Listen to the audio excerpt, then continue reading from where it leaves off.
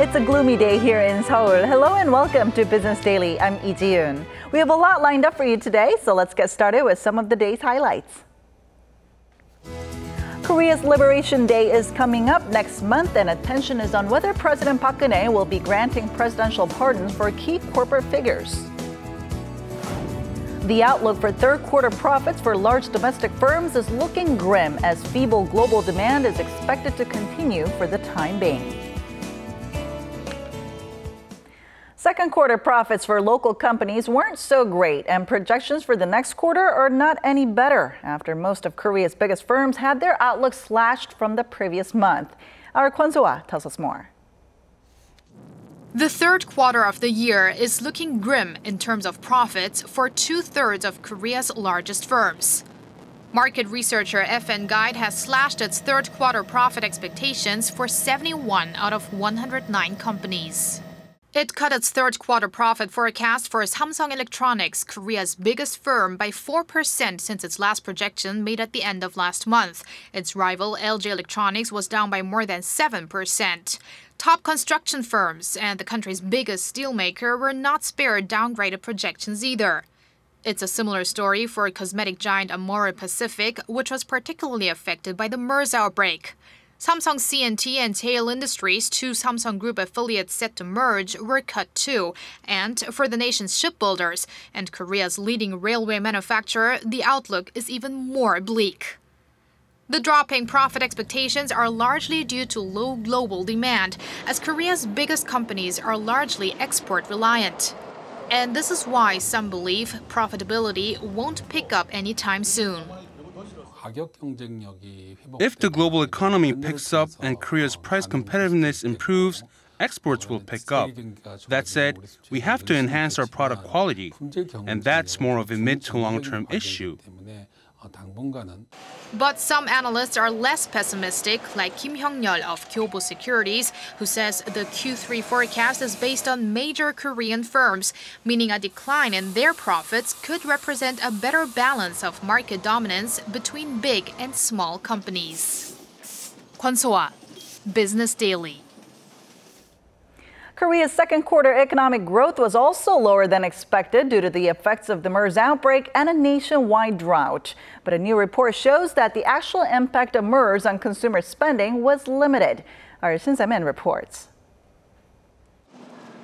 The MERS outbreak hit Korea hard, and although there were fears about how it would affect spending, as it turns out, the outbreak wasn't enough to cause too much of a dent. A report by the Credit Finance Association on Wednesday shows that card spending in June increased by over 8.5% from the year before for a total of roughly $44 billion. Credit card spending rose by over 10% in the second quarter from the same period last year, while debit card spending rose 18%. The figure indicates that the MERS outbreak had a limited impact on consumer spending. Looking at the details, the effect differed depending on the sector. In the past month, consumers were reluctant to spend money at large supermarkets and department stores, places where people tend to spend more. They saw their sales drop by over 10% compared to the same month last year, whereas convenience stores and smaller supermarkets, where consumers go for daily necessities, saw their sales increase during the same period. Amusement parks and leisure businesses saw their sales drop by nearly $16 million in June, indicating that many Koreans were unwilling to spend on recreational activities during the MERS outbreak, which kept a lot of people indoors. Now, with the government announcing a de facto end to the MERS outbreak, analysts are hopeful that consumer spending will pick up in the months to come. Even so, it may be a little too early to be relieved. Given that there were 2 extra business days in the month of June, the increase in card spending isn't as impressive, so businesses should still work to boost spending on multiple fronts. Kim added that stronger efforts to boost spending are especially necessary in the hardest hit sectors like the service sector and the tourism industry. Shin Se-min, Business Daily. Well, some encouraging news. Delinquency rates on loans extended by Korean banks have fallen to the lowest level seen since the global financial crisis. According to Korea's financial watchdog, last month's average delinquency rate marked the largest monthly fall since December of 2014 at 0.61%. One financial supervisory service official attributed this to low interest rates that allowed borrowers to steadily pay back their principal and interest. In June, $7 billion of new household loans were issued, raising the outstanding balance of total loans to $1.1 trillion. Korea's housing sector appears to be on a rebound as it recorded the highest number of transactions to date for the second quarter since records were kept in 2006. State-run Korea Development Institute said that more than 340,000 housing transactions were logged in the April through June period, a 39% surge from the same period last year. This is being attributed to buyers in their 20s and 30s jumping in to capitalize on a low interest rate amid soaring deposit-based jeonse rental costs, which also recorded the highest prices relative to home values. With falling gold prices, money is flowing in that direction. Some investors are turning to snatch it up before prices start to climb again. But our Eunice Kim tells us that as gold prices fluctuate, it should be approached with caution. The price of gold has nosedived by 7% in the past month, touching a 5-year low. And floating capital, unable to find a good place to grow in the era of record low interest rates in Korea, is streaming in that direction. According to 2 online shopping malls, purchases of pure gold and bullion in the past year more than doubled on year, while gold jewelry, such as baby rings and bracelets, jumped 4-fold, surging past sunglasses and watches that had topped the accessory category. It's also a buying spree over at Korea Exchange, where gold futures' average daily trading volume has nearly tripled, recording the second largest transaction volume to date last Monday, with 27,000 grams changing hands. Korea Exchange said it's received no shortage of inquiries as individual investors are abuzz with excitement that this could be bargain hunting time for the yellow metal. But experts point to the fluctuating nature of gold and its strong correlation to currencies, cautioning potential losses and suggesting a safe investment limit is within 10% of one's portfolio. They also advise keeping under consideration taxes on gold. They say gold prices would need to rise by 15% or more before investors see a real return on their investment. Eunice Kim, Business Daily. The average export unit price of 5 Korean car makers has slipped for 3 quarters straight, mostly due to unfavorable conditions on the foreign exchange counter. According to Korea Automobile Manufacturers Association, the average export price per vehicle in the second quarter dropped by 3.7% from a year ago, sitting at roughly $14,000. Now, experts say that while the overall export value did sink, the weak euro and ruble further drove down the average unit prices. Reflecting such conditions, Korea's biggest automaker Hyundai Motors saw a 16% drop in second quarter operating profits on year. A strong glass ceiling is still preventing women from climbing to the top positions at companies in Korea, where 7 out of 10 firms have no females at the executive level. A survey by company tracker CEO Score revealed that out of some 280 firms affiliated with Korea's top 30 businesses, 210 places, or 74%, had 0 women on their board of directors. Shipbuilding company Hyundai Heavy Industries and refinery firm S-Oil were included on that list. The survey also showed that only 1 out of every 1,300 women were in executive level positions, only 5% that of men. And now let's see how the markets fared here in Seoul today. Seoul shares edged down on this Wednesday as investors remained cautious ahead of the U.S. Central Bank's possible decision on the timing of its first rate hike in years.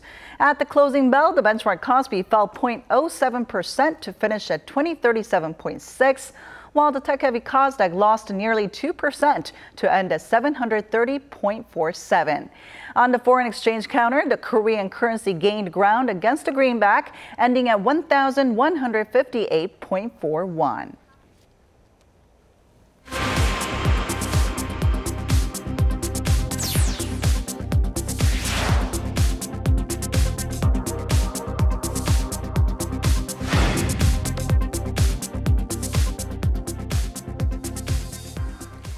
With Liberation Day not too far away, a topic that has come to light is special pardons granted by the president. President Park Geun-hye has asked related officials to draw up a list. But the question is, will those names include any high-profile figures? To tell us more about this, our Kim Min-ji joins us in the studio today. Hello, Min-ji. Ji-yoon, special pardons are usually granted by the president to commemorate key national holidays. Now, something to note is that President Park has been reluctant in the past to issue these pardons, especially for business leaders or politicians. But now she has put forward keywords such as economic revitalization and national reconciliation, so some are speculating that the list may include key corporate figures. Eyes are on whether President Park Geun-hye's special pardon list released next month in time for the 70th anniversary of Korea's liberation from Japan's colonial rule will include any key figures from the business circle. In Korea, presidents have traditionally granted pardons on national holidays to highlight national unity. 국가 발전과 국민 대통합을 이루기 위해서 사면을 실시할 필요가 있다고 생각합니다. 관련 수석께서는 광복 70주년 사면에 대해서 필요한 범위와 대상을 검토해 주기를 바랍니다. If the pardons are issued, they're expected to focus on giving companies more breathing room by releasing key corporate figures serving time for white-collar crimes. Business insiders, as well as a number of high-profile politicians, have been pushing for massive pardons in favor of these tycoons, saying that major investment projects have failed to set sail as the company's decision-makers have been behind bars. If these special pardons are carried out, they will be aimed at breathing more life into the economy. Business tycoons will be able to make decisions on big investment deals, which could act as basic factors that aid economic revitalization. President Park has only granted one raft of pardons since taking office, and even then the list didn't include any businessmen and politicians. The president is seen as having exercised greater caution in comparison to her predecessors, as his practice is being criticized for being abused and used as a tool to hand out favors to friends and business leaders. Some experts have also questioned whether pardons will truly give the business sector a lift. There have been special pardons in the past, but they haven't had a big impact on the economy. There's no evidence that presidential pardons actually have a correlation with economic revitalization. Also, a recent survey shows that more than half of the public aren't in favor of the special pardons. The issue will likely become a double-edged sword for the president and related officials, as pardoning key figures to help prop up the weak economy could sway public sentiment in the wrong direction. So as we just heard, thoughts are divided on whether these pardons will actually help the economy. That's right. Some say having the top decision makers will actually help spur investments in the long run, but obviously it will take time for the effects to kick in. Now, but something that's significant is that President Park hasn't been that forgiving on these special pardons, but now she's putting greater emphasis on revitalizing the economy. And she has also vowed to pull out all the stops to allow Korean businesses to invest more for economic revitalization. All right, so you said that the current administration is quite conservative in granting these pardons. How does this administration compare to past administrations, and who were on the list? Well, if we take a look at how many cases there were in the previous administrations, there were 9 while former President Kim Yong-sam was in office, and 8 for both former Presidents Kim Dae-jung and Roh Moo-hyun, and 7 for former President Lee Myung-bak. Now, some key figures to note include Kim Seung-yeon of Hana Group and Chae Tae-won of SK Group. It also includes Chung Mong-gu, the chairman of Hyundai Motor Group, and late Sun Wang-jong, the former head of construction firm Gyeongnam Enterprises, who was recently at the center of a bribery scandal. And last but not least, Lee Gun-hee, the chairman of Samsung Group. All right, so who are some of the possible candidates now?